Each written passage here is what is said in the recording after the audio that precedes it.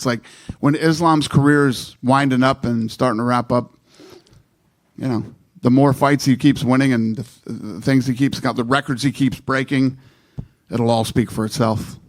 Islam Makhachev is the UFC champ who just broke a major record in a bloody win over Ian Machado Garry. And this video is about why that historic victory immediately turned into a bigger argument over whether he's starting to fade or if the division is finally catching up to him.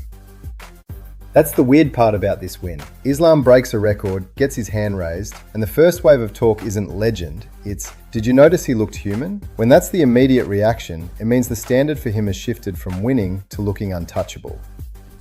Brendan Schaub said, Islam won tonight, no doubt, but for the first time in a long time, he looked human inside that octagon. Michael Morales is going to be a big problem. Nazardine Imavov posted an emoji. Henry Cejudo said, Islam separated himself in the final round. Number one pound for pound gets it done again.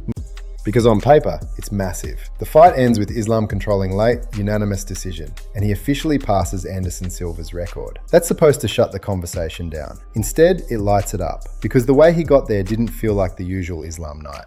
From there, Makhachev controlled him on the ground until the final bell. With that, Islam Makhachev won the fight by unanimous decision. With that, he beats Anderson Silva's record. Here are some reactions.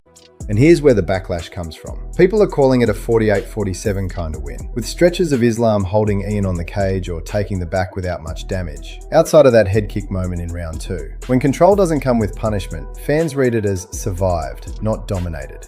Makhachev 48-47 decision win over Ian Machado Garry. Other than the head kick in round 2, Makhachev just held on to Ian against the cage and back take with no damage, and round 5 wins him the fight. So you start getting the middle ground takes. Islam won, definitively, no robbery talk, but it was eked out, not a statement. And that word matters because champions don't lose belts on one bad moment. They lose the fear factor first, when everyone realizes you can make them work like this. I think I eked it out is the word I would use, and I'm fine with that. I still think he won pretty definitively. As in no controversy, not as in like he dominated. Right, no controversy for me. Then the harsher breakdowns hit. People zero in on specific rounds, like that fourth, saying, how can you even score it for Islam? He didn't do anything. While Garry at least had moments and kept trying even when he's pinned to the fence. That's the scary part. The argument becomes scorecards, not inevitability. Like, I just have to see it. And then I will rewatch it again. I was like, there's no way you can give him the fourth round. He didn't do anything. He literally didn't do a thing. And Garry had moments early and was at least trying to do stuff despite being held against the fence for 4.5 minutes. Now rewind to what Islam himself expected this to look like. The plan he lays out is simple. Take him down, make him tired, finish him. And he even calls it easy. That's the contrast that makes the reaction so brutal. When easy turns into a gritty decision, people don't just question the fight, they question the era. Key, just what we did always. Take him down, make him tired, and finish him. That's the key. Easy. It's worked. Easy, yeah. And the future. And the confidence wasn't subtle. Islam straight up says Garry doesn't have something special. No hard punch, not good wrestling. So when Garry hangs in there, denies positions, and forces scrambles and clinches instead of getting walked through, it flips that quote into fuel. Was Islam wrong about the threat, or is he the one slipping?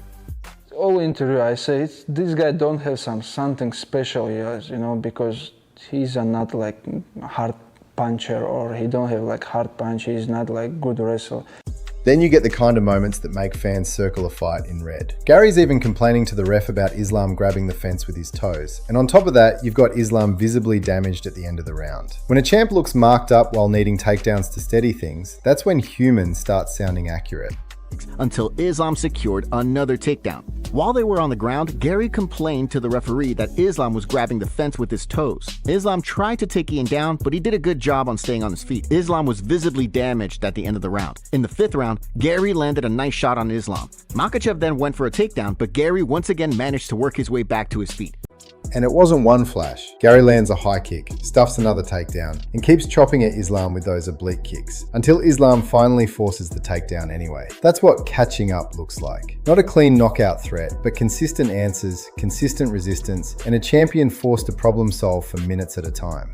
Garry also landed a nice high kick before stuffing another takedown attempt and repeatedly attacking Islam with oblique kicks. In the 4th round, Garry continued using those oblique kicks until Islam secured another takedown. While they were on the ground, which is why the conversation turns so fast from record to timeline. Even Dana starts talking like Islam's career is winding up, like these last wins and records are what will speak for itself when it wraps. And that's the knife edge. Islam is still winning, but now every win gets judged like a countdown, decline, or the division finally arriving.